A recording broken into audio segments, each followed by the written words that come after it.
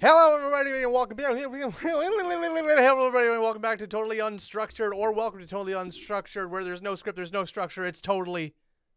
Doug Dimmadome. Damn it, that's on me. I started off strong, so I'm gonna finish off strong. It's how it goes. Hello, everybody. Hope you're all doing well. Welcome back to another episode of Totally Unstructured. And depending on how you're listening to this, you might be listening to this as audio only on YouTube. We're gonna talk about that today because YouTube's made some changes. There was some interesting changes that you posted that were like, yeah. Oh yeah, well there's also those changes. There's also those. Yeah, so I guess there's a couple of YouTube changes that have been going on. But yeah, so we got a couple of things to talk about in terms of YouTube, and then apparently Jackson's got some topics for us today. We'll see. It is how it is. We'll see how things go, as he says, so we'll go from there. Yeah, let's start off with, it has been a couple of weeks. We missed last podcast. I don't remember why we did. Sick as fuck. That's what it was. And for your listening or viewing pleasure, me hacking up a lung every 3 seconds is not exactly great. See, you say that, but there are also people who listen to 4-hour ASMR mukbang videos. So there is something for everyone on the internet.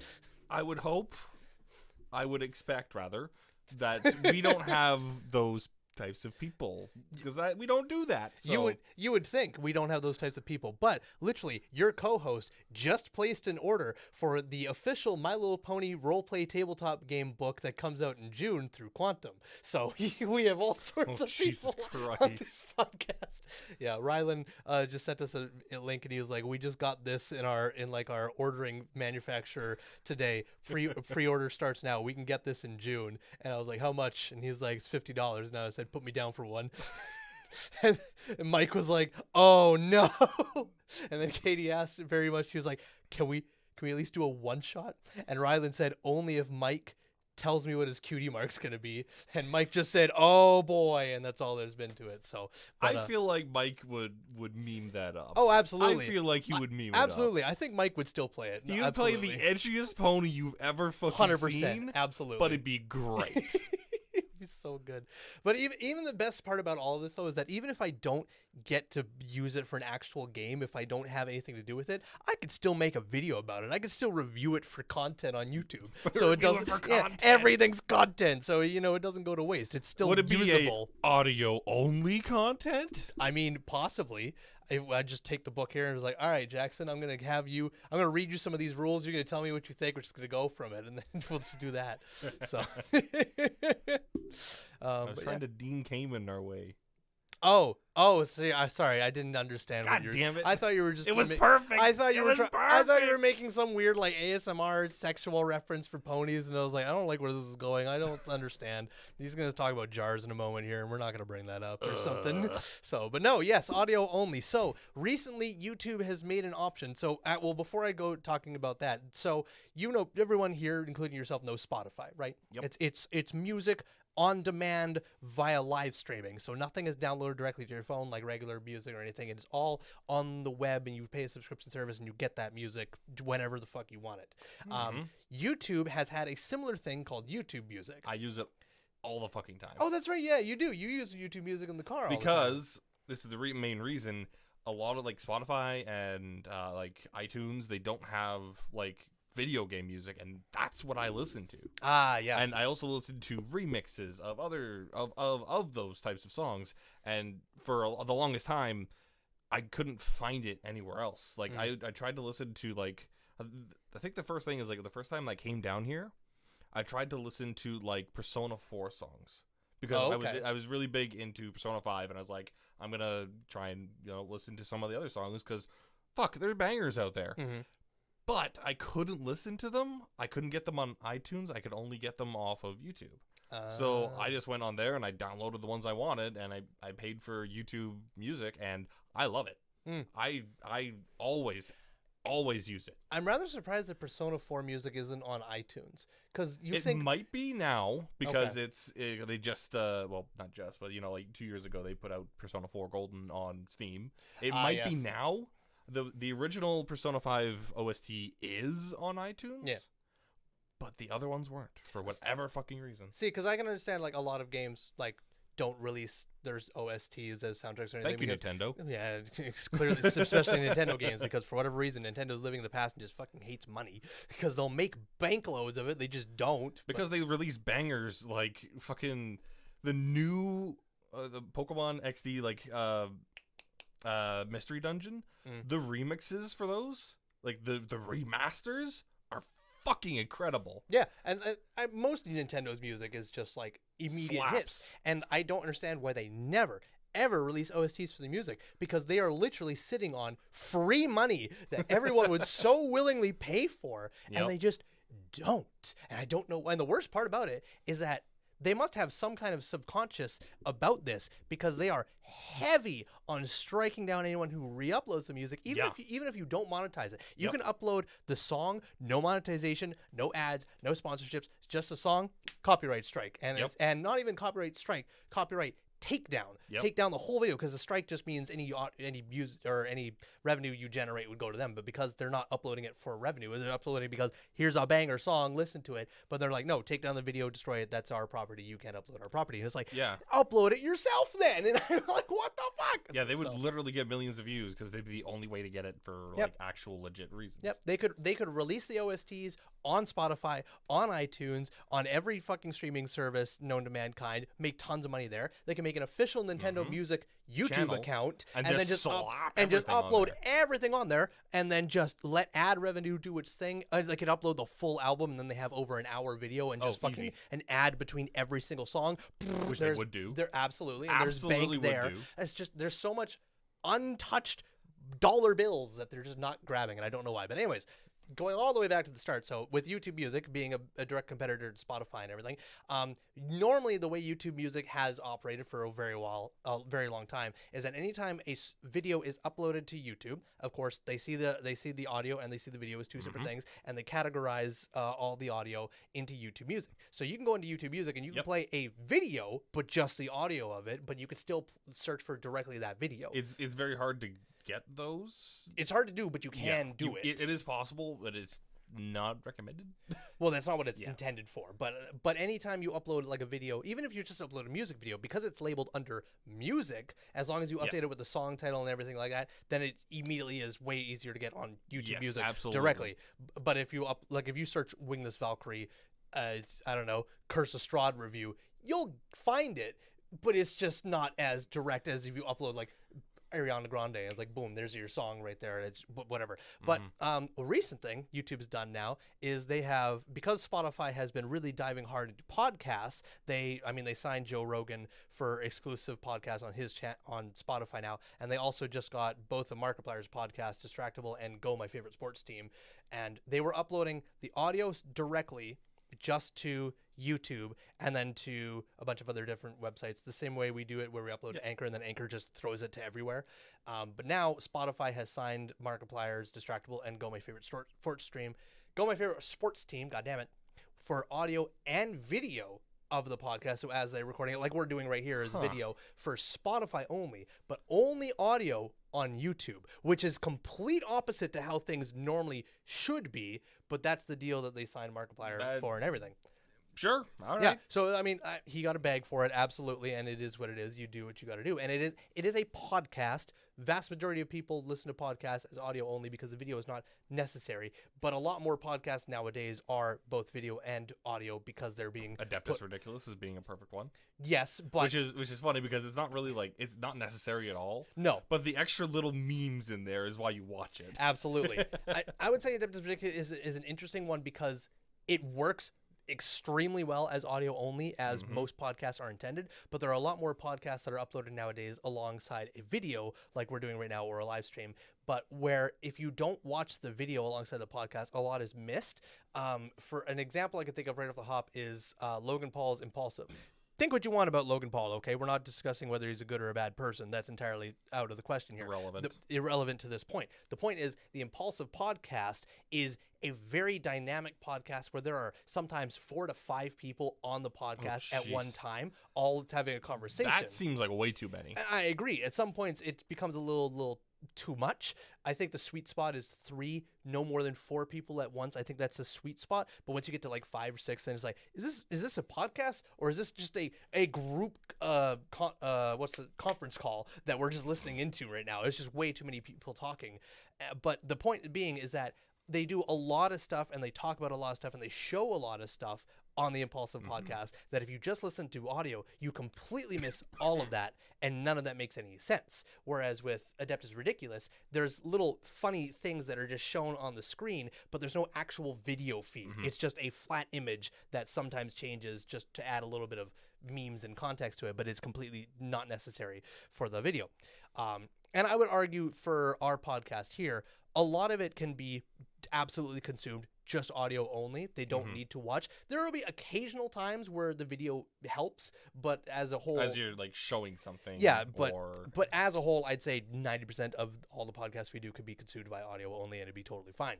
But the point I'm getting to is that with this signing, no doubt has spurred this on. YouTube has now made an option where if you are uploading podcasts to YouTube, you now have a separate upload strictly just for podcasts. So when you go to create on your YouTube account now, you can create a community post if you have that option. You can upload a YouTube video, you can schedule a live stream, and now you can create a podcast, which is uploading an audio-only file that does not show up on regular YouTube searches, but it goes directly to YouTube Music under the new podcast category. So the idea is that people will now use YouTube Music for both music and podcast, just like Spotify is working where it's mainly music, but now Spotify has been branching into a lot more podcast areas. So YouTube Music is trying to compete with that. So what I'm going to try is after this podcast is done, I'm going to, because the way we're doing this now is that we live stream this, and as soon as the live stream is done, it exists as a VOD permanently, and I don't have to fucking touch anything except for extracting the audio, throwing it on Anchor. But now when I extract the audio, I'm going to put it on Anchor, but I'm also going to put it into the YouTube podcast program and see what happens, and just monitor and see what happens.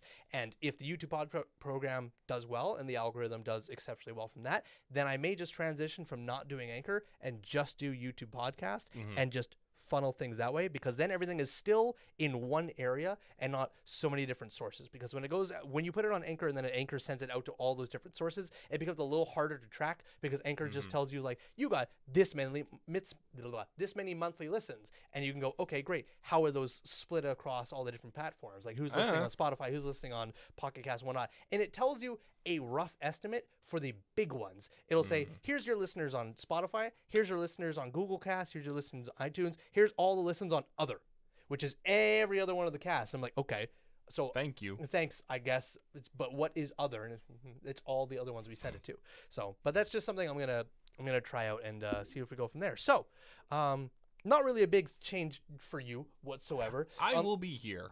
Yeah, you will be here, but that's just something, I guess, for the audience that if you like using YouTube Music and you don't use Spotify or anything, you're in luck, because we'll be uploading podcasts on YouTube Music and giving that a shot and seeing how that goes.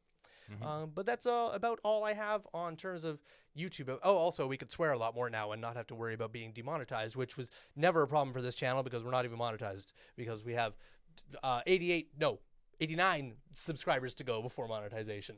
Pog, subscribe down below. Consider subscribing down below. So, but I'm going to toss it over to you now. You had a possible couple of conversation topics, so let's. I've got one of them. You've got one, or you forgot? I forgot one of them. Oh, okay. Well, maybe it'll come back. There's another one where it's like, so recently, just for some context, I haven't really been playing a whole lot of single player games recently, and I watch one specific channel that does like challenge videos for, trying to beat Skyrim pacifist. Yimfa, who does incredible work, and oh my god, some of the stuff that man goes through, I cannot begin to even explain. It's all for content. It's all for content. and he even like pays people to try and find these ways of getting past like not being able to climb a ladder because you cannot use your stick, your left stick, to move around in a Dark Souls game. He found a way to get past a ladder that you have to use, and he had to pay like $5,000. It was nuts. Anyway, yikes. So that got me thinking. It's like, I know like some of these older games that he's played, like he does a lot for Skyrim. He does a lot for the Dark Souls series, but he also does Fallout runs. Okay. And there's a game that I tried. I didn't really like deep dive into it at the time, and that was Fallout New Vegas, which is widely considered to be probably one of the best ones ever made, which for its time, sure, I can get it. But so the thing that I'm kind of talking about right now is I'm going back and I'm playing that older game, which is like 20 years old now. Yeah. And maybe it's like 15. Either way, it's old as hell. And I'm just walking around doing my thing, and it's like, what are like some of those games that you have done, or was it I read Twitch chat. How dare you? YouTube chat. How dare you both A, read chat, and B, Get it wrong. get chat incorrect? How dare you? So I just started playing that a couple days ago, like just this weekend, just because I needed something to sink my teeth into again, because I just haven't been playing single player games recently. And some of those types of games are some of my favorite that I've ever done. And I miss that feeling. And I'm wondering if you've ever had the same, where it's like you want to go back to play a game that you either A, really enjoyed, or B, didn't really either have A, the time or the patience at the time to play, or something of that nature, where it's like you have it, it's there, you know that it's something you're like semi interested in, but you just haven't done that dive in to actually, look through some of the issues with it, because I keep dying a lot in New Vegas. I don't know why. But it's like I just haven't gotten that deep dive of it, and I know that it's a great game. I know that there's a really, really good story, and the gunplay compared to skill issue. Yeah, shut up. I know the gunplay and like the combat, it hasn't aged well. Like if I were to have like Fallout New Vegas story with the gunplay and melee and like the actual combat of Fallout 4, I'd be happy. I would be so ecstatic. But I have to deal with the old, 2008 both graphics and combat, which is a lot more VATS intensive than I remember it being. Yeah, I can imagine. I tried playing Fallout New Vegas many, many years ago for the same reasons, where I was just told, like, phenomenal game, best Fallout ever, and it's not even made by Bethesda. Yeah. Made by somebody else entirely. Obsidian Entertainment. Yeah. So I got all that, and I was like, okay, yeah, I'll give it a try. I think I gave it a good 2 hours. I never touched it again.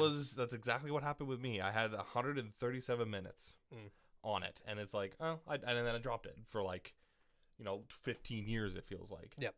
And I just was like, you know what? I might as well try it. I might as well just like go in and see if I can look past the graphics and the combat and see if I can get some enjoyment out of it. And I have. I'm just only level 4 and I'm dying a lot. I think for me, and I've talked about this on the podcast before, I mean, a lot of people are going to have problems with this, but it's just the way I do things. It's the same reason I don't play WoW, is because I cannot get over games looking atrocious, and it's a big turnoff for me. I would love to sink my teeth into WoW. So you're a visual man, huh? I'm a visual man. I need them good visuals. All right, personality is great, but if I gotta wake up and look at you, you better be attractive. So, listen, and hey, all right, quick side tangent. Everyone wants to be like, looks don't matter. Personality is everything. That's bullshit, and that only works if you're blind, because looks do matter. Maybe not as much or as like a lot as people would like to think they do, but they do, because you have to look at this person across the table when you wake up, when you are intimate, and if you cannot be physically attracted to your partner as well as mentally, it's not gonna work. I'm sorry, the truth has got to be said. You're in for a bad time. I'm just saying, it's you have to.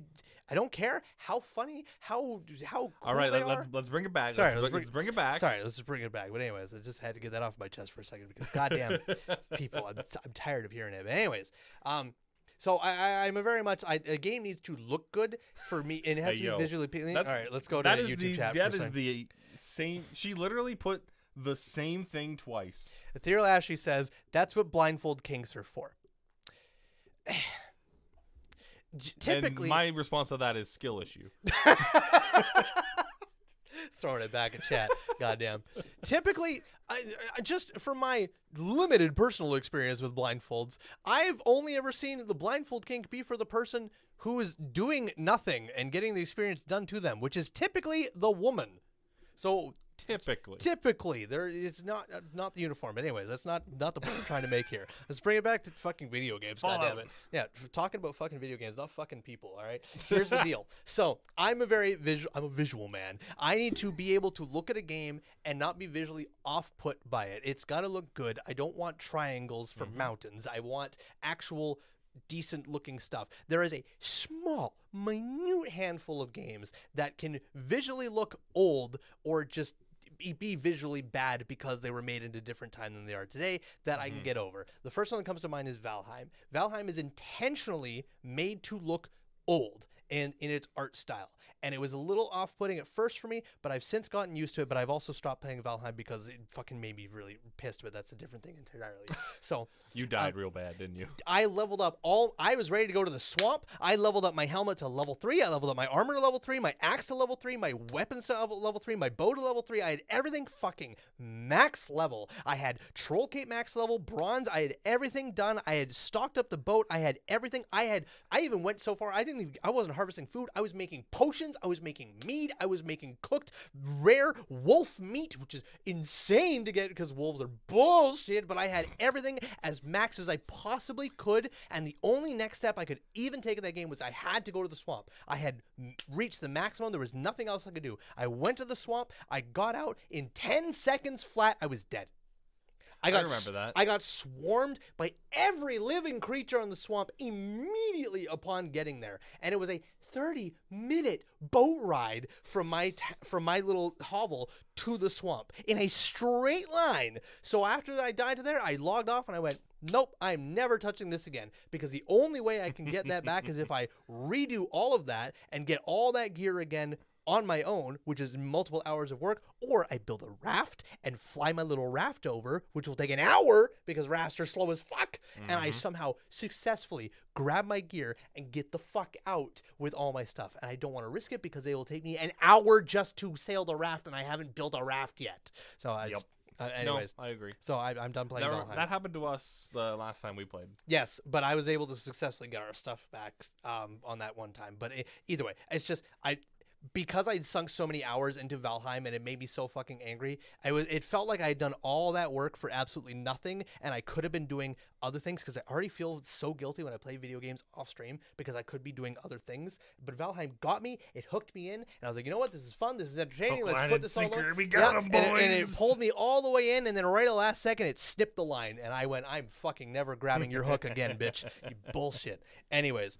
So Valheim is one of those games that visually looks that way, but it's intentionally done that way, and I've gotten used to it. Another one is, as much as I don't like 2D scrollers, Dead Cells, it just looks old. Dead Cells, for what it is, looks fucking fantastic. Yes, but it also looks old. It's intentionally done so. I'm okay with it. The Castlevania version, I'm like, you know what, that looks kind of sick, but I just don't like 2D scrollers. However, I have committed, there is a 2D scroller I will eventually buy and play just because of enough hype and reasoning about it. I'll get to that in a moment. But, bless you. But the only game I could say directly in terms of like an older game that I know is good, I know is incredible, and I would like it, but I just haven't gone back to it, like you were saying, Witcher 3. I don't know why. I have no understanding why. I have a save file on Witcher. I think there's maybe 9-10 hours of a playthrough on it. And every time I open it up, I'm like, I'm supposed to love this game. I'm supposed to really enjoy playing this game. There's just certain things about it I can't understand. And I don't know if it's because I'm not understanding them correctly, or if I am understanding them correctly and I just don't like it. And primarily, it's the healing system for Witcher 3. If there's potions or something like that, I don't know how to make them. I don't know how to use potions. Every time I get into a fight or anything, I'm fucking stuffing loaves of bread down my throat all the time. And I'm waiting for that slow tick, and that's all I'm doing. And then when it goes to magic, I'm like, the magic is kind of minimal. It's there, I guess, but I try to use it. I try to ingrain myself a little bit into it, but it does have minimal effects. So I'm like, okay, I guess I'm just using the sword. But then every time I'm using the sword, I'm like, I'm only ever using the silver sword. It's better than my steel sword. Why would I ever use the steel sword? I'm only using one sword, and it doesn't degrade or anything, so there's no reason to switch to the other one because it's just worse. And I never find a better sword that I can purchase with, so I just keep using the same sword. And it all feels bland. It all feels stagnant, and I'm not really getting any good feelings from it. And every time I try to go back to it, because I'm like, by every metric on paper, I should love this game, but I can't. And I've put 10 hours into it, and at this point I'm like, I don't want to go back and start fresh again because I've already got 10 hours into it, but I feel like I missed something fundamental at the beginning that I'm just still not understanding 10 hours later. And I don't understand. I've played the 1 and 2, which are very, very fucking old. Yeah, I skipped both of those. I just went straight to 3. I am trying to play 2. This was like months and months and months ago. Like, because number 1 was not good. It was literally like click, click, click, and that was your combo. So I was told. It's not good. So, I mean, it's supposed to be getting remastered, so maybe it's... Oh, I didn't know that. Yeah, Witcher 1 is getting, like, redone. Oh, I know they just updated a massive remaster overhaul graphically for 3 just came out. Just for the new consoles, I imagine. Likely, but it also applied to Steam, so hoorah. Yeah, and I actually haven't opened Witcher 3, because I should be playing through Witcher 2, but I don't know if I'm ever going to get past, like, because the game is hard. The game is not easy, and a big part of it is because you need they're not like, it's not like Skyrim where you can just run into a battle and be reactive about it. You have to be very prepared. You have to find the potions that can counteract whatever the creature you're about to fight is doing. Or if it's, you need to have a cat's eye to see in the dark a certain way. You need to make sure that you're not using too many potions, because then it like fucks with your system, because it's basically toxic to you to a point. And that's a really big part of what The Witcher is about. It's trying to manage the effects of your potions versus what the effects of your opponents are. Yeah, and that's from my minimal understanding of Witcher 1, 2, and I haven't played 3, so I have no idea. But from what I could tell, that's a very pivotal thing.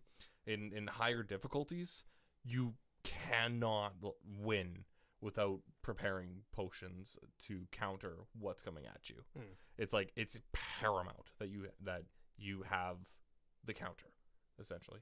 So that might be an issue that you had because you didn't meld with that potion system, and that maybe might be the issue that you're having. When I meant potions, I meant strictly for healing. Because it has all kinds of potions for like to enhance your abilities and everything. Yes. But the only way I can find to heal in that game after 10 hours is just by consuming food and drink. That's the only way I've found. Okay. And if there's a crafting system for health potions, I can't figure it out. If there's a store that sells health potions, I can't find it. My only way I've ever been able to heal is I leave combat and I sit and wait and meditate, and then I heal. Or I just shove bread, cheese, loaf, and fucking grapes. You Skyrim it. Yeah, I Skyrim it and just eat that way. And then that heals me all. But even that is minimal. It's very small. And I'm realizing that, okay, there has to be something else that can give me like a massive chunk of health out of one click instead of 27 loaves of bread for like 25% of my health, because all I'm doing is going to the store, going to their entire food section, going buy all. And I'm like, there has to be a better way here, but I'm not figuring it out, and it's not telling me. And that's why I don't understand what's going on here. So, oh, hey Damon, how's it going? Hello, Damon Barry. Yeah. Is that Blueberry? Yeah. Okay, just checking. Yeah, Witcher 3. We're talking Witcher 3. He doesn't know how to heal. No, I know how to heal. I just shove grapes and wine in my face. That's the only way I know just how like to in heal. real life. Absolutely. That definitely works for me. 100% not. It's cursed. Yeah, okay. Maybe it's not just you. Okay, cool. I'm not the only one. Because every time I look at the Steam page, it's still overwhelmingly positive. And I'm like, I would love to feel the same way, because I read the first... Yeah, they're all boomers. That's probably true. Because like I read the first Witcher novel. Fantastic. Loved it. I've watched the Witcher series. Season 1, fantastic. Season 2, good. Season 3, we don't know yet, but I am not looking forward to it. So I'm still going to watch it, but I'm a little nervous. Yeah, we're going to miss Giga Chad Henry Cavill. No, he's in season 3. Oh, okay. Yeah, they finalized everything for season 3, and after that, it's Liam Hemsworth for season 4 onwards. I will give Liam Hemsworth one episode. But I can tell you right now, it's not going to be Liam Hemsworth's fault. No. Because the whole reason Henry Cavill left is because the writers were like, we understand what the book wants and everything, but we want to tell our own story. And you could see parts of that happening in season 2, where it's like the show is about The Witcher. But they started to move the story away from The Witcher and talk about all these other characters and everything. And then they released an entire spin-off show called Blood Origins, which, I shit you not, it's The Witcher Blood Origins, right? Here's the thing about the show. You take The Witcher out of the title and nothing changes, because you can watch the entire show and it has no bearing on anything Witcher related. It is a generic fantasy show. And if I gave it to you and I said, tell me what IP this is from, you wouldn't be able to say The Witcher, because there's nothing tied to The Witcher. The only thing tied is the fucking title. And they want to have this as a spin-off that then is connected to the actual Witcher series that is continuing. And the only thing I'm looking at that going is by, okay, what's going to happen is you're going to just erase Geralt from the damn story because you introduced 5 new characters in Blood Origins that you want to now suddenly involve in the actual Witcher series. You're going to have so many characters here, and it's not about The Witcher anymore. So I'm not excited about that, and clearly neither was Henry Cavill, because he went bye-bye and he left. And he said right at the very start when he got signed to Geralt, he said in a press release, he said, as long as they stay true to the novels, I will be Geralt as long as they want me. It took 2 seasons, and he went, I'm leaving after season 3 because I do not feel they're respecting the novels. It took 2 seasons. Giga Chad. So, and I appreciate him for doing that, but it also is just like, this just goes to a bigger problem that I don't understand with a lot of companies, primarily Netflix nowadays, but a lot of companies is like, when you get an IP for a video game, you know what's the easiest fucking thing to do? Is just follow the fucking story beats that are already laid out for you. Everyone loves this IP. Find out why they do. But every company that gets an IP for a video game just goes, how, everyone loves this IP? Okay, how can we fuck it up the best we can? And I don't know how that's happening. It happened with Halo. Oh my God. I was so excited for that, because they took, there was characters on the IMDb list when I was looking for it. There was characters that I was like, I don't know who the hell this is. I've never heard of this person before. It must be an original character. Look it up. No, they're characters from the Halo novels. And I'm like, oh, excellent. They're going off the novels. The novels? This is going to be great. A lot of the novels are fucking great. Never read a single one of them, but I know you have, and I know I've heard great things about most of them. Some of them I've been told are completely useless. There's a lot of books now. Like that's the problem. Like the original trilogy of books that were like right after the games. We love it. We love it here because they are so good. Oh man, I think I still have the original like tiny book version of them in White Court. Oh, and they're beat to fucking shit because I read them like 10 times each. Yep. Well, but they're so good. Yeah, well, that's I remember you talking about them so well, and I've heard good things about most of the books, and that's why I was surprised when I looked up the certain characters. I was like, were these from games that I didn't realize or anything, just so I could familiarize myself before I watched the show? And I realized they were never in the games; they were only in the books, and that's why I was like, Paramount's Giga Brain here. They're going based off of the novels and everything. This is gonna be fan-fucking-tastic. I watched 1 episode. Oof. I watched 1. The moment Chief took off his helmet, I went, "What are you doing?" This is not how this works. And then the episode ended, and I went, wow, I'm never watching this again. And I didn't watch the rest of it. I looked at reviews for the rest of it. It only kept going downhill. So I just went, okay. So I don't understand what happened there. I don't understand. But apparently there's also, I'm sure you've heard this, but there was also news that came out that the writers for the Halo Paramount show actively hated the games. What? Yeah, that's the other thing that boggles my mind. If you were writing for an IP, a pre-existing intellectual property, why would you pick people that actively hate the IP that they're working on? They hate it so much that they're like, you know what, we hate this IP, but we can make it better. no, you can't. Like, it exists for a reason, Oh. and it is well beloved for a reason. You cannot take something that is well beloved and so radically, drastically change it and expect people to still so well beloved it. That's like going like, you love pumpkin pie? I hate pumpkin pie, but I'm going to take your pumpkin pie and serve you something that I know you're going to love, and then you gave him fucking rhubarb. It's like, sure, it's still pie, but it's not what I love. It's so dumb. By the way, everyone else isn't gonna know. What's with you and your pie analogies? I don't know. It just starts. It's just what happens. Also, I pick rhubarb because my mother loves rhubarb pie. Rhubarb pie is great. She makes rhubarb all the time. Strawberry rhubarb? Strawberry alone is great. True. I'm not a big fan of rhubarb. You're a little bitch. You can't take the sour? No, that's not the problem. I just don't, the rhubarb taste it's what it is. I don't actively hate it or anything, but my mother planted rhubarb once in her garden, and it always grows. It doesn't matter how bad of a winter we had. She doesn't have to do anything. It fucking grows. Oh yeah, rhubarb doesn't give a shit. And it just she always has tons of rhubarb. So every year it's like, we got rhubarb in our suppers, we got rhubarb pie, we got rhubarb ice cream. Okay. It's just like everything was rhubarb. It's because he had so much of it. That I can understand. Having it all the time, that sucks. Yeah. But when it's strawberry rhubarb, I don't think I've ever had strawberry and rhubarb. It's always just be rhubarb or strawberry. So I need to get my mom to make you some strawberry rhubarb pie because fuck me, is it amazing? okay, well, I'll take your Because word for it's it. not like sour or anything. It's like sweet. It's Okay. like a really delicious. Have it with some vanilla ice cream. Okay, Wonderful. I will take your word for it. So, but anyway, it's just Don't going. take my pie, damn it. I'll take your pie. But the main thing is I just don't understand is how this continues to keep happening, because it's been happening for so long that you'd think industry professionals and industry leaders could be able to look at the field of dead IP shows and movies based off of video games and be able to learn something from it.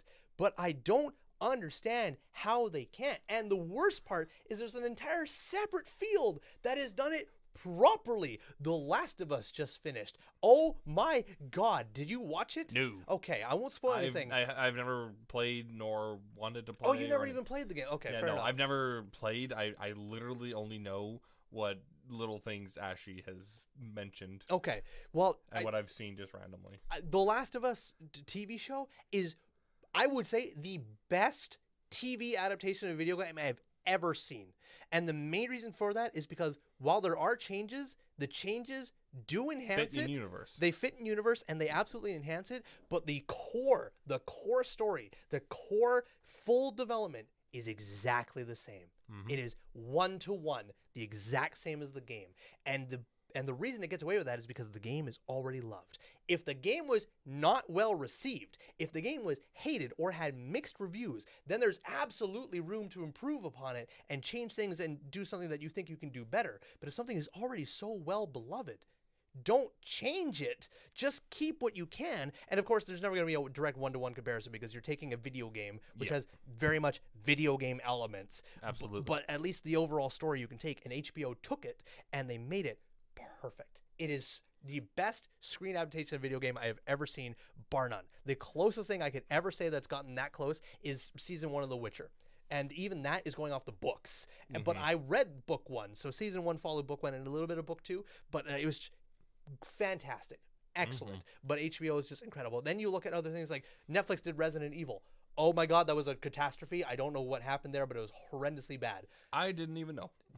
Don't bother with it. It's so goddamn awful. And then you also have now where The Witcher is going, where they are completely changing They're things. diverging. Yeah, and it's just like, why? You did so well, and now you're just nosediving, and I don't understand why, but whatever. And then what's another one that happened that I'm trying to think of?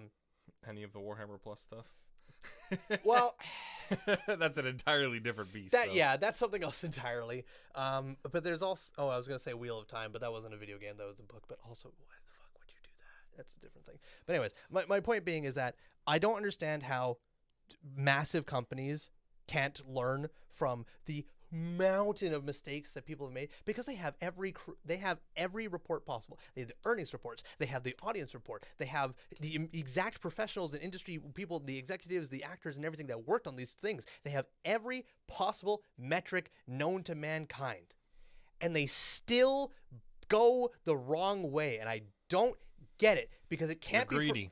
But it's not even that because they don't understand. Okay, a lot of it is probably people that are like, oh yes, what will make us money? This IP? Okay, we'll make something with it. Then they don't actually know what makes it good and why people love it because they were never exposed to it. But that's what blows my mind is if you're taking an IP because it is a well-loved, very high-value IP and you want to make a product out of that IP for money, you realize that your money comes from sales. And if your initial sales reviews are bad, it will not go long term. You get your initial rush, and then if it's great, it will keep going up. But if you get your initial rush and it's bad, it will just drop.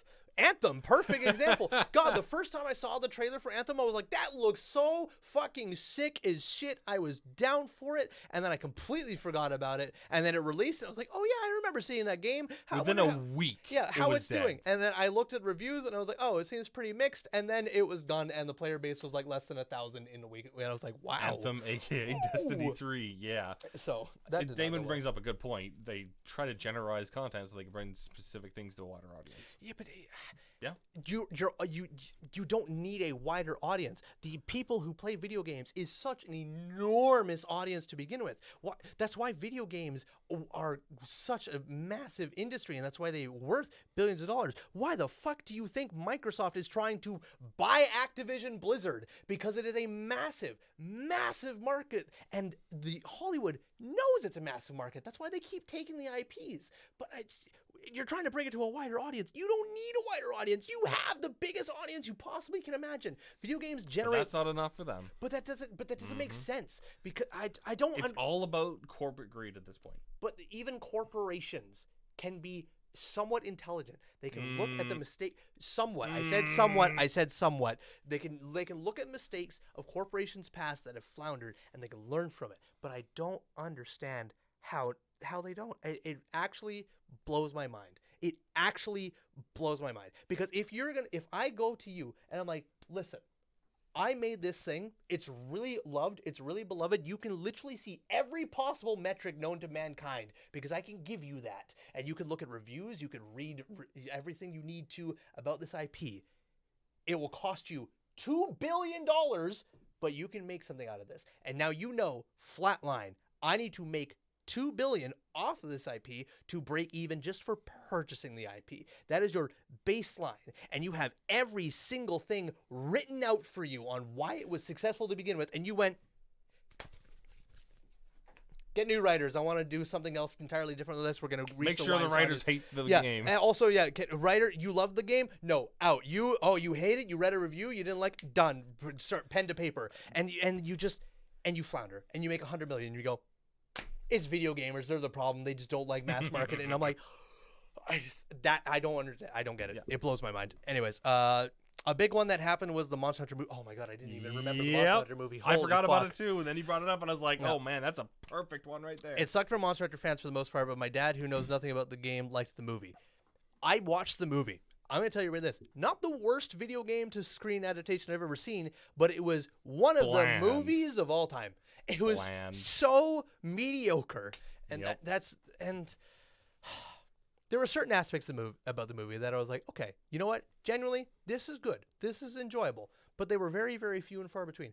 The CGI for Diablos and Wrath of Los, fantastic. And if anything, I'm happy they got that right. Oh my god, Wrath of Los, I didn't even think Wrath of Los was coming in. I thought it was Diablos the entire time because they never showed anything about Wrath of Los in any trailer. It was just Resident Evil chick and Diablos. You fucking think they make a movie, a Monster Hunter movie, and they wouldn't make the main flagship monster the creature? You're insane. Yes, I do. I do think that because I've seen people take beloved IPs and fuck it up that badly. Do you want me to remind you about the original Mario movie? I have never seen it. Don't. Oh my god. And also, when every single trailer about it is just Diablos, which, let's be honest, Diablos is not a massive monster for Monster Hunter. He's not top 5. No. He's a cool monster, but he's not top 5 monster hunters, No. monsters of all time. Absolutely. But the entire film, like 90% of this film, is about Diablos. And every trailer was about Diablos. And that's what blew my mind initially. I was like, yes, Diablos is cool. Yes, Diablos, I will say, in terms of roars, one of the most unique roars. Oh, yeah, absolutely. And because a lot of problems I have with Monster Hunter creatures, a lot of them can start to sound the same. They all visually look cool, but then when you hear the roar, you're like, hey, you can't really differentiate it. But anything that has a unique roar, you stand out. You're fantastic. I love it. And that's the one thing I will say about Rathalos. Yes, it has that certain high-pitched squeal tied into its roar that you know instinctively it's Diablos. And then also, Basil guys also has a detectable squeal kind of just vibrating within the big roar that you can hear perfectly. And then that was a really bad one. That's okay. There was also that I can't remember the dragon's name, but it was like a bubble dragon, or it looked like a water dragon. Mizitsune? No. I don't know. I can't remember. It looked World? I don't know. It was a dragon that looked like it should exist underwater, but it flew. That's all I can remember about it. From Rise? No, it was from World. Legiana? No, it wasn't. It doesn't matter. Legion also has a distinct roar, but it also had a distinct roar that as soon as I heard it, I was like, I will never forget that roar because it was just distinct. So beyond that, I was like, yeah, it's Diablos is cool, but as a visual thing, I was like, yeah, he's a cool burrowing dragon monster. But out of all the big monsters you could have picked for the main thing, why was it Diablos? Why was it Diablos? I don't understand. But I think this entire tinfoil hat here of why they picked Diablos is because a large majority of that movie is just CGI and green screen, and 90% of it is done in the desert. Yep. The desert's the easiest thing to CGI. Yep. You put an individual on a green screen studio, you film it all within just a green screen studio. You don't have to add props or environmental or anything, just green screen, and then you just do sand, blue sky, done. Yep. It's so easy and so cost consuming. So I think that was the main reason they went Diablos, because they were like, we're already going to save so much money on environments here. What's a monster we can put in an environment that look cool? Diablos. Perfect. Put them in there. I mean, the last, fair enough.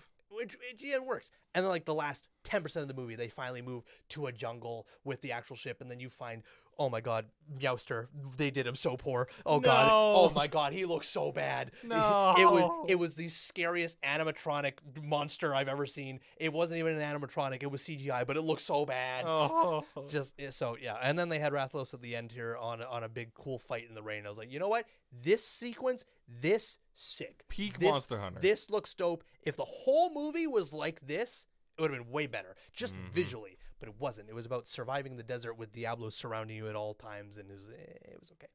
So yeah, Namiel, was that it? That's the one. Namiel. Yes, Namiel has a very distinct roar. Laser.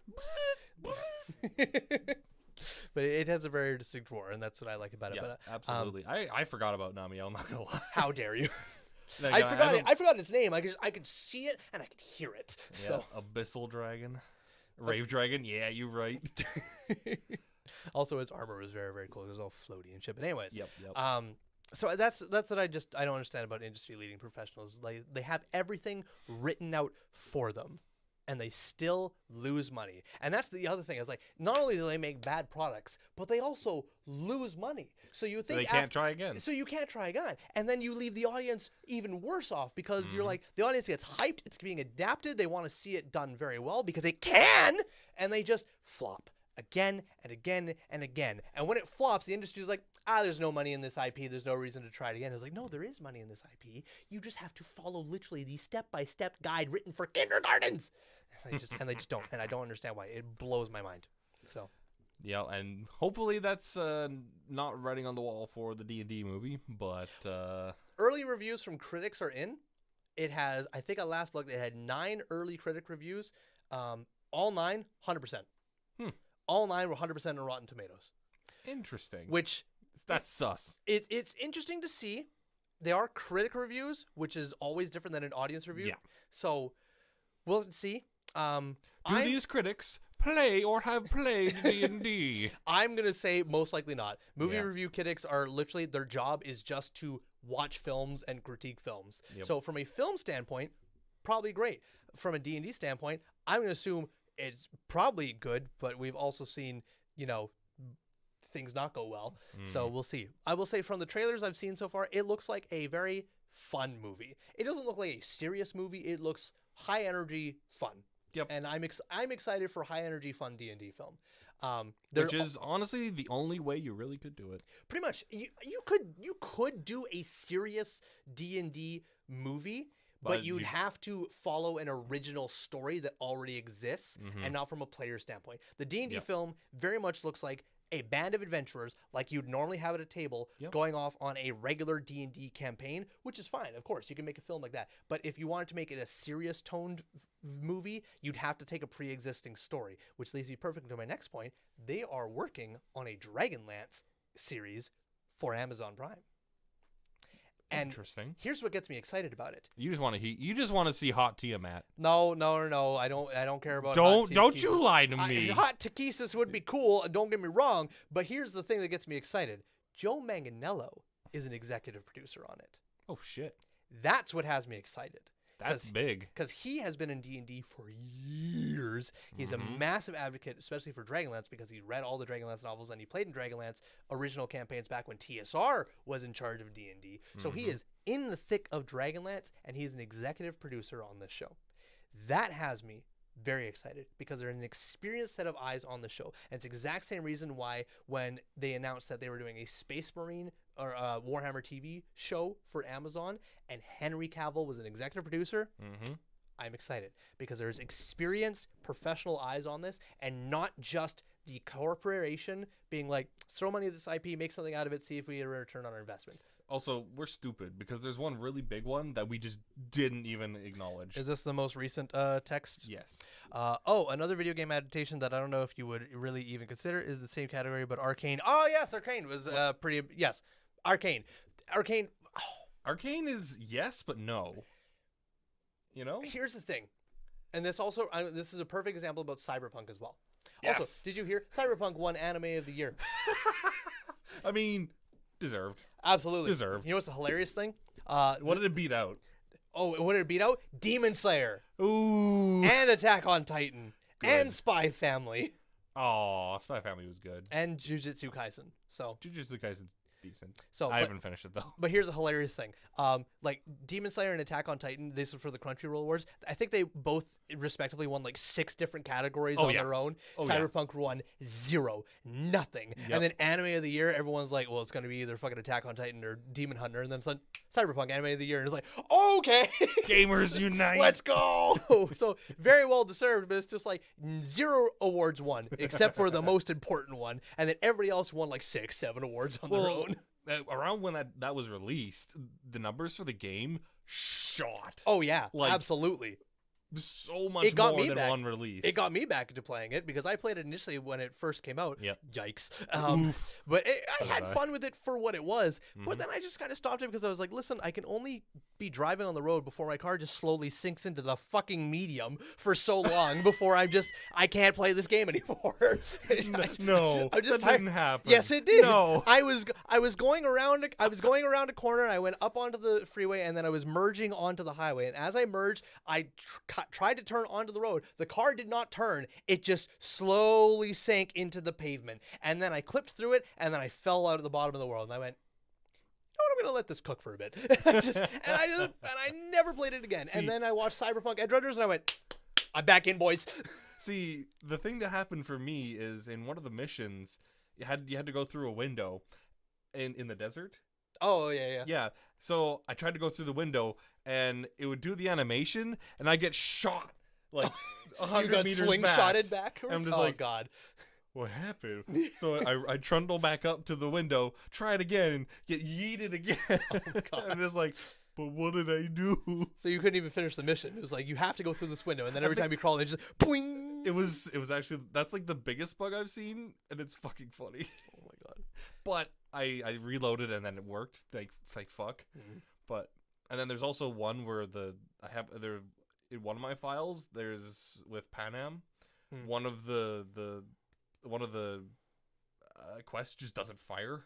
Oh, Like, one of the parts of the quest just doesn't go. Like, I go to the place and they're all sitting there waiting and nothing happens. oh no. I'm just like, bye. Yeah. So how's the weather today, I'm gonna go get my folks? Batman mobile. Damn.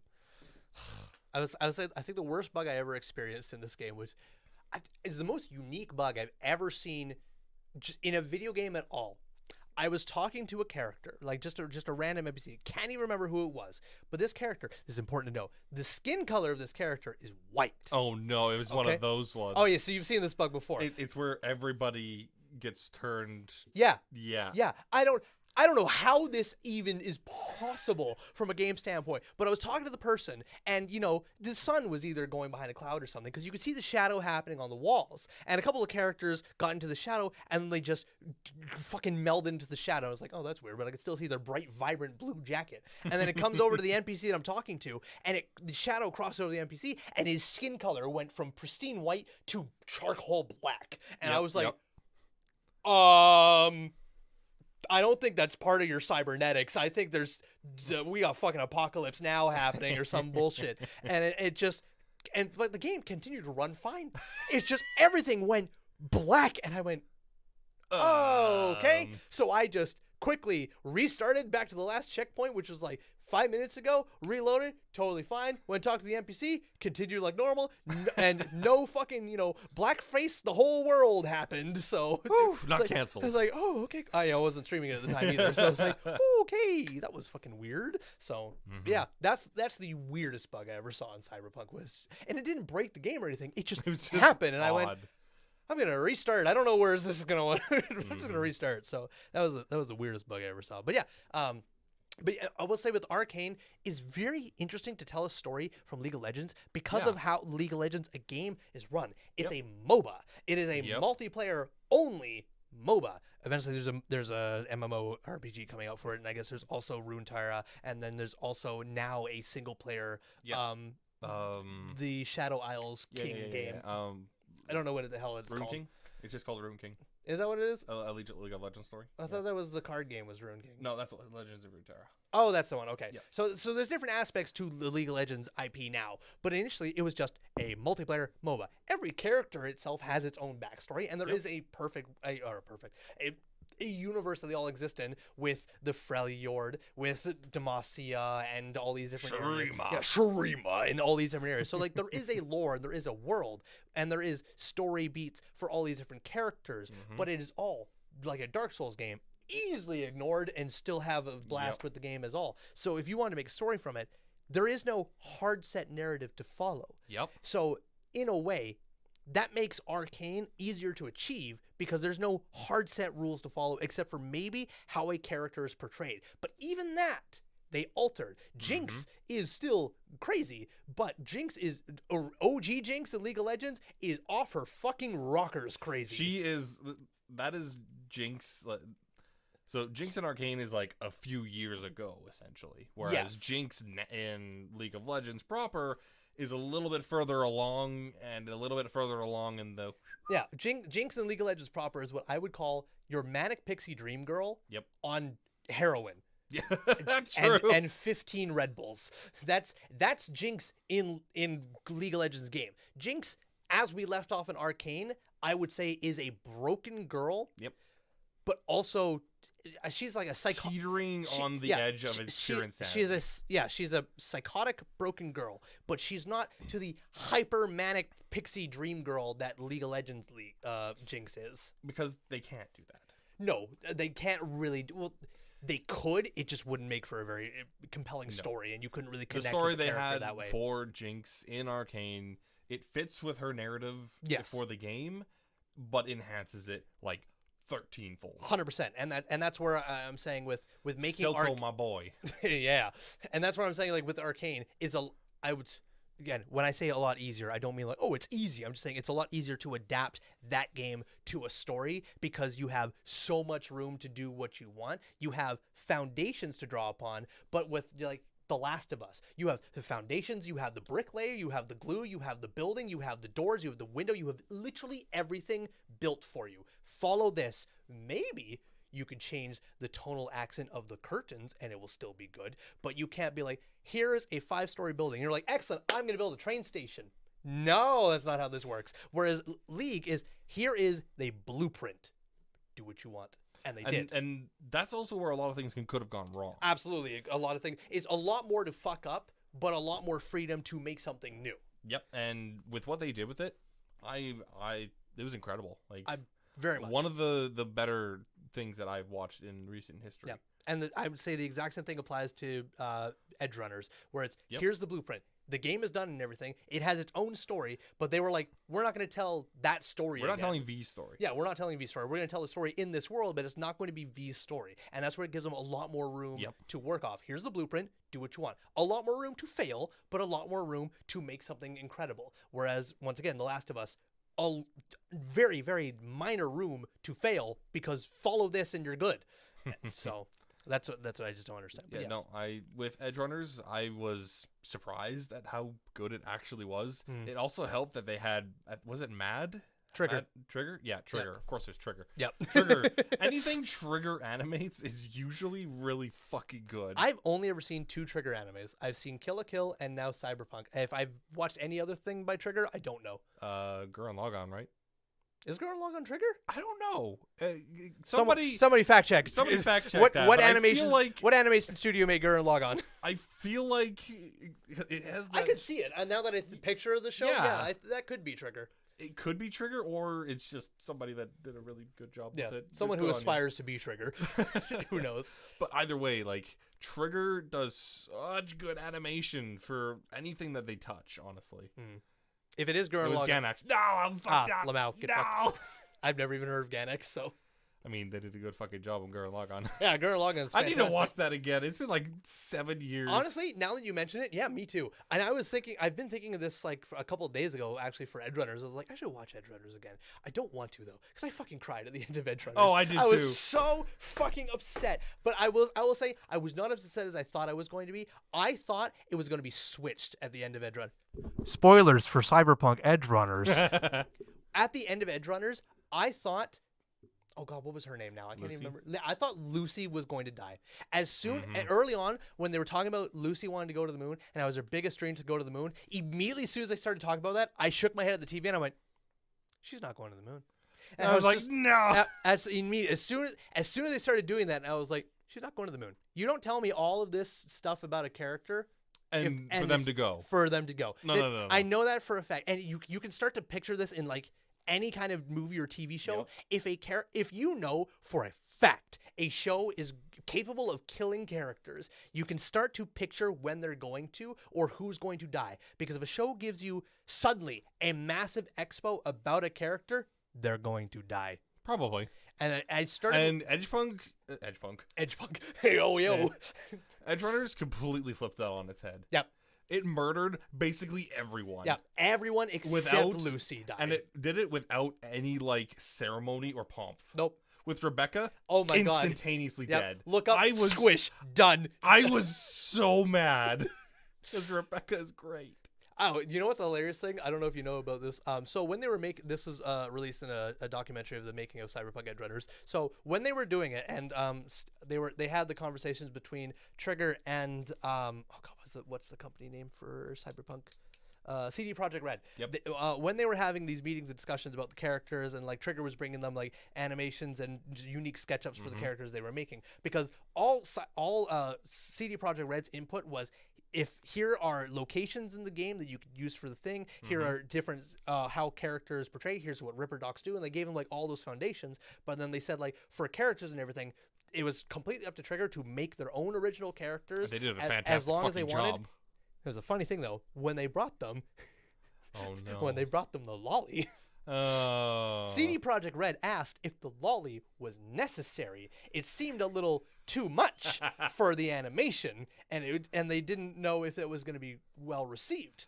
They sat at the conference call with a translator, and the translator asked the Trigger about the lolly and everything, and asked if it was necessary. They had a conversation, and the translator looked back to them and said, simple enough, they say the lolly stays. That's it. That was all they said. And CD Projekt went, okay, fair enough. And that was that. So Rebecca stayed. And thank fuck, because she's honestly one of the best characters in that entire show. I will say, when we started with it, I fucking hated Rebecca. Yes, I know, right? I was like, this, I don't like it. I already don't like lolly characters in general. I really just don't like them. They're overused. They fill a certain niche that anime feels it needs to use all the time, and I'm really fucking tired of it. And I don't like it. But she grew on you. She grew on me. Every episode. Only because she was portrayed very well. Oh, yeah.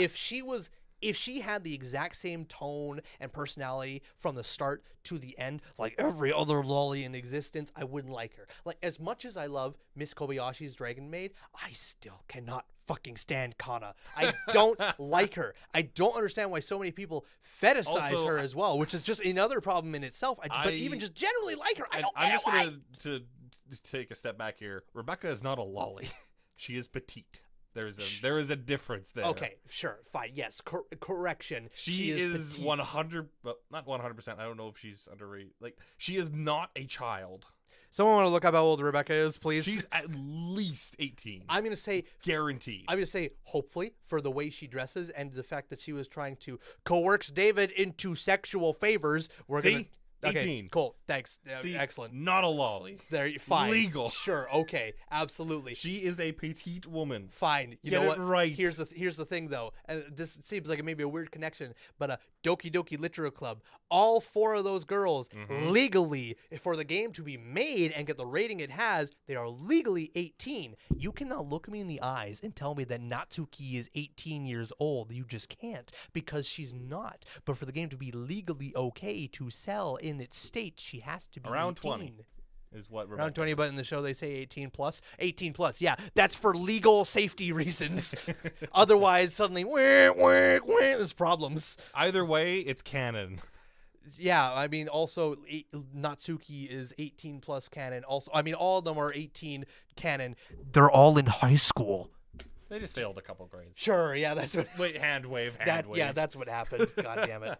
So. But no, like going back to Rebecca, like the way that her character kind of changed throughout the show, being like, okay, I actually give a shit about this person, and then they start spouting some bullshit. Honestly, because God damn it, David. Yes. He starts spouting some real shit. Yeah. And then like her going along with all of his bullshit and insane shit because she genuinely cares about him. That hits. Here's the thing. I'm going to differentiate with you on this one for a little bit. I think at the point where she started really caring for David, I don't know so much if it was as much as it was caring for David, as much as it was we are this deep already. Absolutely. There's absolutely a point of that, but there's a lot of things where a normal person or a different person may have just booked it. Yes, true. And I'm not saying that didn't play a factor in it at all, but I think for Rebecca to go as far as she did, I don't think it was out of pure no. love and admiration for David. I think a large portion of it was, we are this deep in already. Even if I run, I'm dead. So I may as well see this through as is. Yeah, and I don't think it was the main thing for her character. No, I will. I don't say this as it was the main driver, but I think that was a heavy situation or a heavy reason why Rebecca went as far as she did, along with everybody else. And then she only saw as far as the underside of Atom Smasher's fucking heel. So I am so chapped. God. And apparently Damon was crushed by Rebecca. Yeah. So was Rebecca. They mercilessly just off people in that show. Absolutely merciless. Like Rebecca's brother. Like just out of nowhere. Boom. Just like dude tweaking, suddenly making fun of all of a sudden. Bang. Done. I was like, okay, no here we ceremony, go. No pomp. Yep. And honestly, I respect it. I will say as well, that was a massive turning point for the show when that happened. And I went, okay. I wasn't super attached to the character to begin with, so I was like, all right, characters can die. Got it. It wasn't until what was David's mentor's? What's his name? Oh, Big Man. Yeah, Big Man. Yeah, I do not remember his name. It's either was it a G? Fact checkers, figure this out for us. But it won that episode when he died. When he goes psycho? Oh, yeah. Because you could see it starting early on. And I was like, you motherfuckers better fucking fix this problem soon, because we already saw one character die. I feel like you have the potential to do this again. And as it kept going deeper and deeper, and I was like, you know what? I think they're just going kill him. I think he's gone too far. I don't think they're going to let him live. I don't think he's going to get rehabilitation at all. And boom, not just him, but his girlfriend as well. Boom, done. It's like, okay, no one is safe. Absolutely no one. No one is safe. And I was already earlier thinking, I was like, Lucy's not going to make it. She's not going to make it to the moon. She's not going to get to the moon. Something's going to happen to her that's going to make her dead. Well, I thought David lived to the end because he's the main protagonist. Yeah. They wouldn't kill the main protagonist. And I was under the impression that this was season 1 of Cyberpunk Edge Runners. With season 2, 3, 4, and to come later. You got baited, good sir. I had no reason to think otherwise. I was just like, okay, sure, cool. And it started out strong. And it wasn't until like as I was getting Maine, that was it. Yes. Yep. So, but it wasn't until like later on after that, and I went, okay, no one's safe. Lucy, 100% dead, not going to the moon. How I expected it to end, Lucy going to die. David going to figure his shit out, going to become the best edge runner that ever lived, and he's going to fucking retire, get out of this shit, take her ashes or take her implants or something, and go to the moon himself and set her free on the moon. That's how I thought it was going to end. Psych. Not quite. So, and it wasn't, I still thought David was going to live.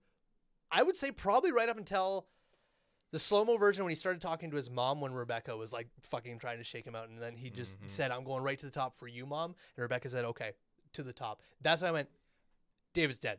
David's going to die. He's so far gone at this point. He's either going to die from something else, Rebecca's going to kill him, or he's going to go full cyber psychosis and just get put down by the RCMP. Sorry, not RCMP.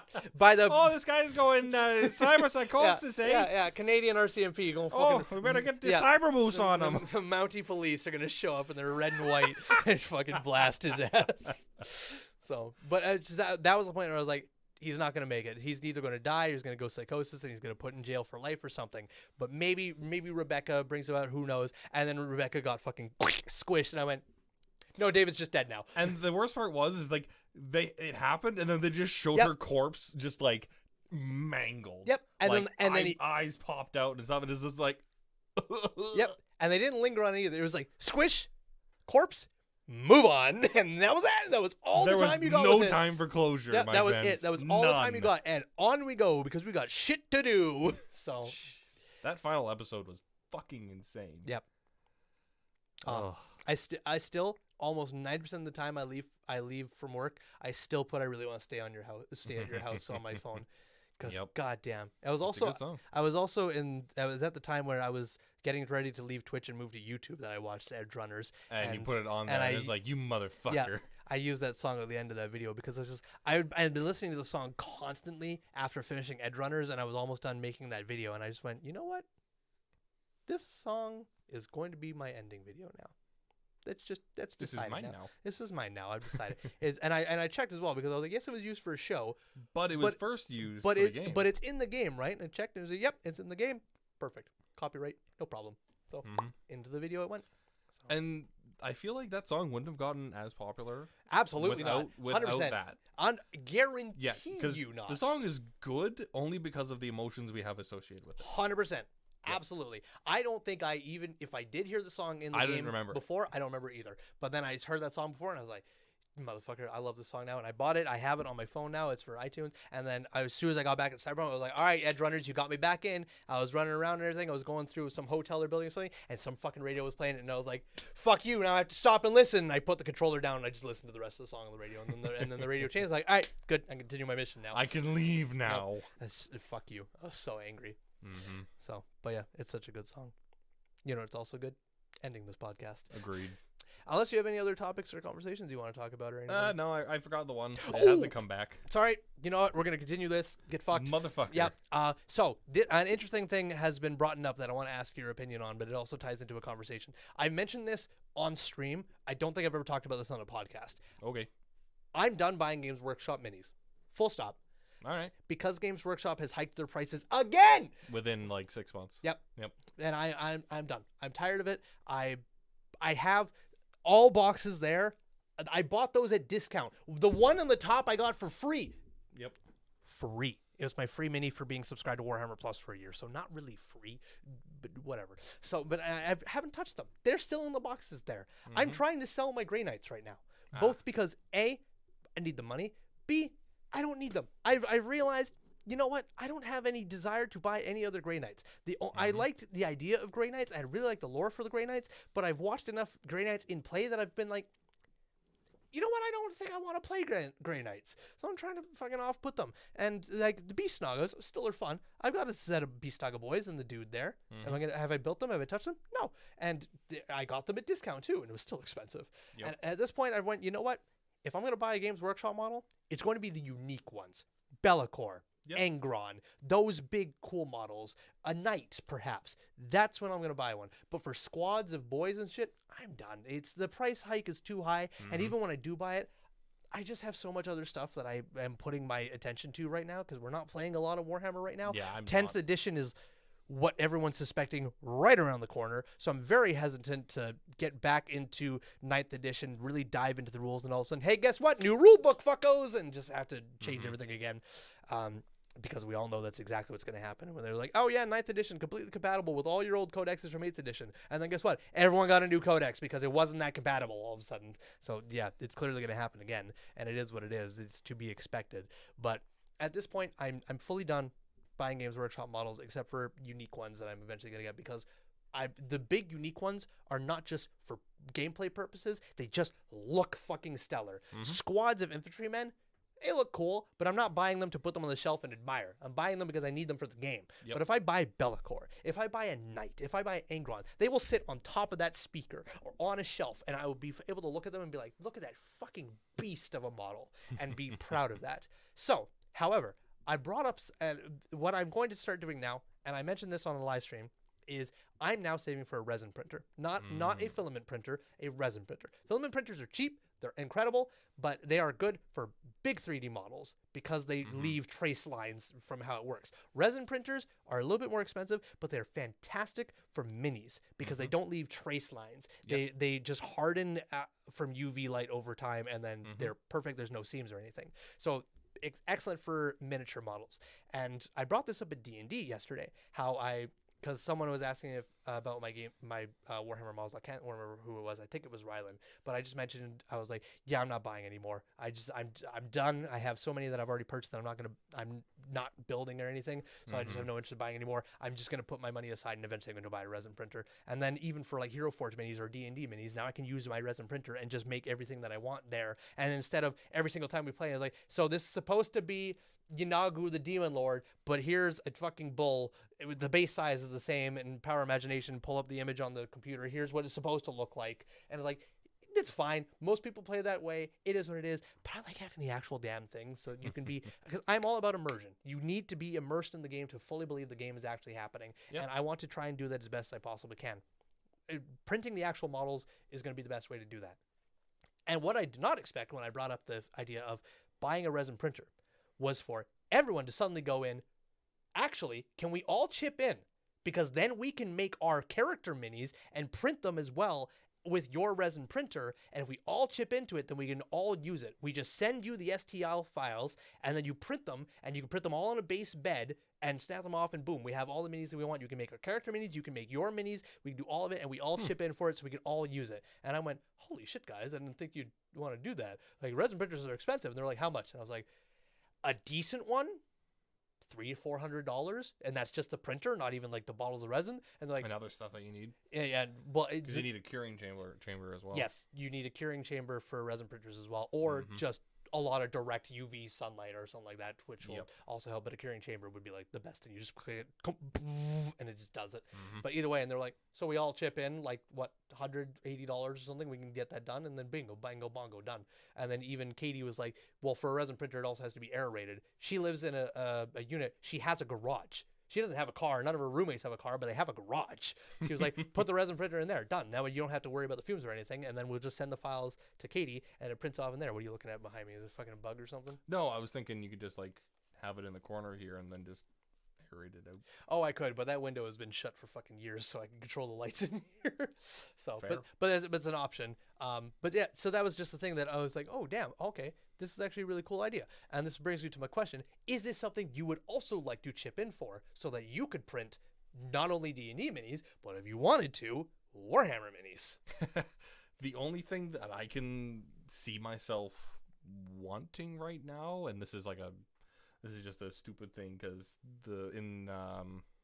Hello, I would like to print D&D minis. Oh yeah, also I know someone who does. Yeah, there you go. Ashley, would you like to chip in for this resin printer? And here's the best thing: the more people chip in, the cheaper it ends up being. Mm-hmm. Yeah, I mean, sure, why not? I'd rather be a part. Jackson say yes for both of us. Okay, I guess I've been successfully coerced. You must say this. You want supper when you get home? Say yes to the resin printer. I made supper today. Oh, that's good. And by made, I say bought. By you know it is what it is. So, all right, cool. Well, then I'll let all the people know. I know this is not really a podcast thing, but it was more of a. Oh, sorry. Last question. It's kind of goes back to what we were talking about on the podcast, but the last thing. So, D&D movie comes out at the end of this month. Mm-hmm. I was already planning. I didn't really talk to anybody about this, but I was already planning on like setting a massive group gathering, and we could all just go together, like everyone from Descent, and then you and Ashley and Kendra and anybody else that I know from D&D. We can all just collectively go and watch the movie together. And we were talking about that, and everyone was like, "Yeah, let's do it. It'd be fun." And then I was like, "Wait, we should do what people did for the Minions movie." Oh, do you remember what people did for the Minions movie? They dressed up as minions. No, they did not. They dressed up in black suits and ties, and they watched the Minions movie in full 3-piece suits. Like it was the most important thing to happen on this planet. It was the Minions movie, and you'd see the lineups of men in suits and ties just ready to watch the Minions movie. And I was like, how fucking hilarious would it be? Because I guarantee you, I know what's going to happen for the D&D movie. We're going to have fuckloads of cosplayers and players showing up as their characters or as monsters, which is great. That's fantastic. But I guarantee you, there's nobody showing up in white and black suits and ties like the Minions movie, and we could be that group. I just thought that'd be kind of funny. It would be funny, but would it be comfortable? Fuck no. Probably not. It'll get real hot real quick, but I just thought it would be funny. And then we could post it for internet clout, you know. Internet clout. Yeah. This is what gets our podcast over 100 subscribers. Come on now. So he said, "You made supper, bro. Bought me a Big Mac." That's why I said bought. Hey, Big Macs. You know what? I've never understood the hypes of Big Macs. I don't like them. I don't understand why everyone likes the Big Mac sauce either. I really don't like it. So it's okay. So I got a free big chicken Big Mac, and I was like, eh. A free big chicken Big Mac? There's a chicken Big Mac now. Oh. I may actually like that more because I prefer chicken over beef. So no, maybe you will. Yeah. That's just my kind of thing. But anyways, my kind of thing is also ending the podcast on time so Jackson doesn't get angry at me. So too late. Theo says, "I can't wait to not see the movie because someone decided to dress as a beholder and then not sit in the back." All I can see is just like a blow-up beholder. Just one of those big like balls that everyone runs in and smacks into each other with, and then you just took like little tensils and just stuck them onto the top. Oh my god. Oh. Painted like brown or something. Yeah, exactly. Dollar store beholder. and even worse, it has like lights in the eyes. Oh, perfect. Yeah. Perfect. Little LED strips that come up. Each one's a different color. And then the best part, they sit down and you're like, all right, you ready for the main event? And they click the strobe button and all the lights just start flickering. And for the end of the movie. Anywho. All right, peeps, thanks for coming down to another live transmission of Totally Unstructured. If you watched us live, fantastic. You get no other points to go through. If you watched us after the fact, but you want to watch us live, you can check us out at youtube.com/@TotallyUnstructured, where you check out all the VODs after the live stream is already over. And pretty soon here, if you want to listen to us just on audio, currently you can check us out on Spotify, Google Podcast, Pocket Cast, and anywhere that podcasts are available. And fairly soon here, if you want, we'll be on YouTube Music. Don't know when, but soon, TM. So, yeah, soon, TM. All right, peeps, thank you guys so much for coming. Have yourselves a good weekend. Stay safe, and we will see you all next time. Bye-bye. Bye.